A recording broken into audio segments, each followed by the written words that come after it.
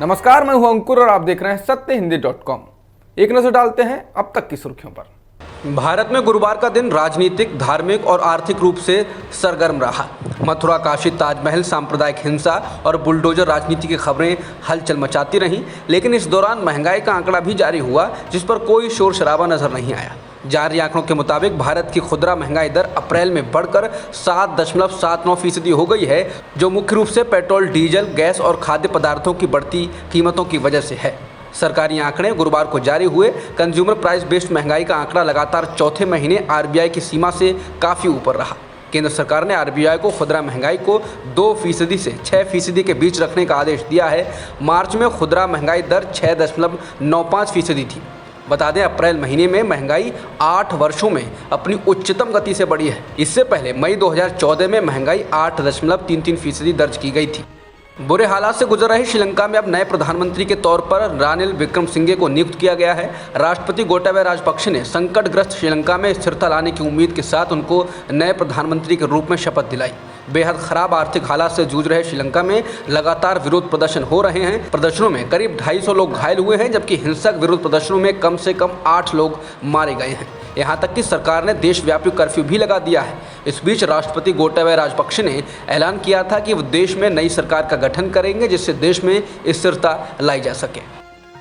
भारत के प्रधानमंत्री नरेंद्र मोदी 16 मई को नेपाल के दौरे पर जाएंगे। इस दौरान वो बुद्ध पूर्णिमा के मौके पर लुम्बिनी में माया देवी मंदिर में पूजा करेंगे। भारतीय विदेश मंत्रालय के मुताबिक पीएम मोदी नेपाल के पीएम शेर बहादुर देउवा के बुलावे पर नेपाल जा रहे हैं। नेपाली प्रधानमंत्री पिछले महीने ही भारत दौरे पर आए थे। बता दें, साल 2014 के बाद से पीएम मोदी का ये 5वां नेपाल दौरा है। जम्मू कश्मीर में हालात सही होने के चाहे कितने भी दावे क्यों ना हों, लेकिन एक के बाद एक दुखद खबर वहां से आ रही है। आज बडगाम में आतंकवादियों ने एक और कश्मीरी पंडित की दफ्तर में गोली मारकर हत्या कर दी। पुलिस के मुताबिक आतंकवादियों ने बडगाम जिले के चदूरा में तहसील ऑफिस के कर्मचारी राहुल भट्ट को गोली मारी। उन्हें अस्पताल में भर्ती कराया गया, जहां उनकी मौत हो गई। उत्तर प्रदेश की योगी आदित्यनाथ सरकार ने अब राज्य के मदरसों में सभी छात्रों और शिक्षकों के लिए कक्षाएं शुरू होने से पहले राष्ट्रगान गाना अनिवार्य कर दिया है। यह आदेश आज यानी 12 मई से लागू कर दिया गया। यह आदेश यूपी के अल्पसंख्यक राज्य मंत्री दानिश आज़ाद अंसारी ने पारित किया है। यूपी मदरसा शिक्षा बोर्ड की 24 मार्च को हुई बैठक में यह फैसला लिया गया।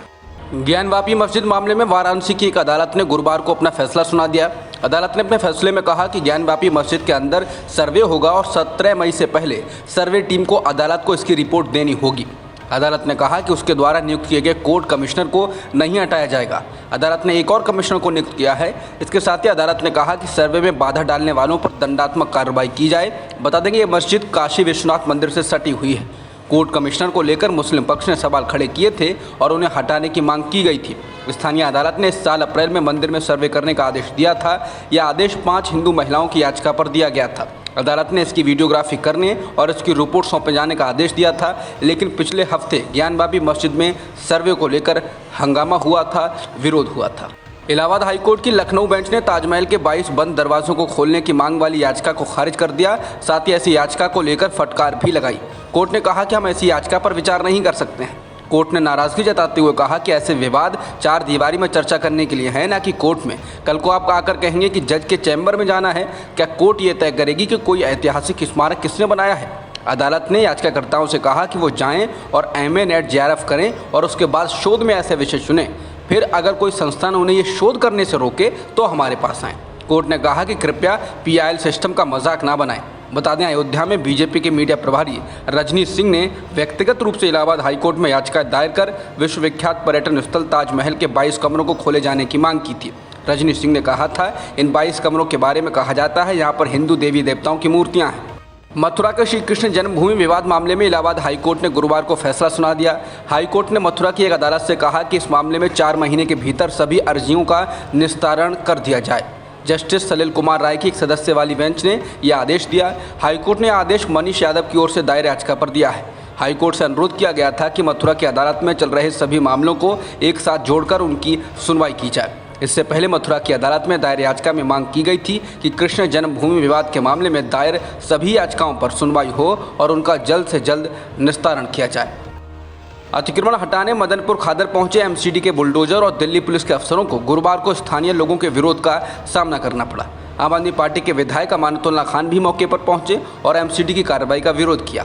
दिल्ली पुलिस ने अमानतुल्ला खान को इस दौरान गिरफ्तार किया। पुलिस ने कुछ लोगों को हिरासत में भी लिया। इस दौरान एमसीडी ने कार्रवाई करते हुए कुछ अवैध ढांचों को गिरा दिया। स्थानीय लोगों ने इसका विरोध किया और कहा कि उन्हें इस बारे में पहले से कोई सूचना नहीं दी गई थी। एमसीडी के बुलडोजर ने 6 मंजिला एक इमारत पर भी कार्रवाई की। इस दौरान स्थानीय लोगों ने एमसीडी और दिल्ली पुलिस के खिलाफ जमकर नारेबाजी की। पुलिस ने उन्हें चेतावनी दी कि वो एमसीडी की कार्रवाई में बाधा न डालें, वरना उनके खिलाफ कार्रवाई की जाएगी। एमसीडी की कार्रवाई के दौरान पथराव भी हुआ। इसके बाद पुलिस ने बल प्रयोग किया और वहां भगदड़ मच गई। भारत के नए मुख्य चुनाव आयुक्त के रूप में अब सुशील चंद्र की जगह राजीव कुमार लेंगे, यानी नए मुख्य चुनाव आयुक्त राजीव कुमार होंगे। 15 मई को राजीव कुमार नए मुख्य चुनाव आयुक्त का पदभार संभाल लेंगे। सुशील चंद्रा 14 मई को रिटायर हो रहे हैं। केंद्रीय कानून मंत्री किरेन रिजिजू ने ट्वीट कर ये जानकारी दी। समाजवादी पार्टी के वरिष्ठ नेता मोहम्मद आजम खान के समर्थन में बीएसपी प्रमुख मायावती ने बयान दिया। बीएसपी प्रमुख ने गुरुवार सुबह ट्वीट कर कहा कि यूपी व अन्य बीजेपी शासित राज्यों में भी कांग्रेस की ही तरह गरीबों, दलितों, आदिवासियों व मुस्लिमों को निशाना बनाया जा रहा है। मायावती ने कहा कि उत्तर प्रदेश सरकार द्वारा अपने विरोधियों पर लगातार द्वेषपूर्ण कार्रवाई की जा रही है और विधायक मोहम्मद आजम खान को 2.25 साल से जेल में बंद रखा गया है। बीएसपी प्रमुख ने सवाल उठाया, ये लोगों की नज़र में न्याय का गला घोटना नहीं है तो और क्या है। अब तक की खबरों में इतना ही। बाकी खबरों के लिए बने रहिए सत्यहिंदी.com के साथ।